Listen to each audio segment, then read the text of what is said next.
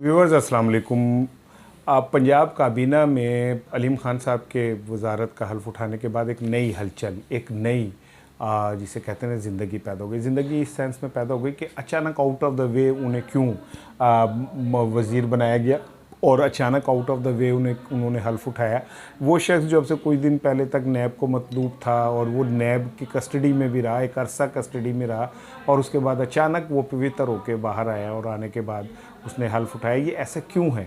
कहा यह जा रहा है कि 25 को जो रिपोर्ट आनी है चीनी और गंदम माफिया के हवाले से, उसमें पंजाब की बहुत बड़ी शख्सियत, पंजाब की एक ऐसी शख्सियत जिसके मुतालिक ये कहा जाता है कि वो इमरान खान के बहुत लाडली है और इमरान खान ने उनके लिए बहुत कुछ बर्दाश्त किया है, उनके ऊपर भी हर्फ आएगा और आ रहा है। तो इन हालात में अगर ऐसा होता है तो मुतबादिल के तौर पे जो नाम है उनमें अलीम खान साहब का नाम है, असलम इकबाल भी बहुत फेवरेट है, फिर दरिशक साहब के जो बेटे हैं उनका नाम भी आ रहा है। ताहम ये सारी स्पेकुलेशंस हैं, लेकिन इनमें हकीकत कितनी है ये तो कोई नहीं कहा जा सकता। 25 के बाद पता चलेगा सूरत हाल क्या है। लेकिन एक बात याद रखिएगा कि पंजाब की सियासत में अलीम खान की एंट्री किसी बेवजह नहीं हुई, इसका कोई ना कोई पीछे मकसद ज़रूर है और वो आने वाले चंद दिनों में आपके सामने आ जाएगा। अस्सलाम वालेकुम।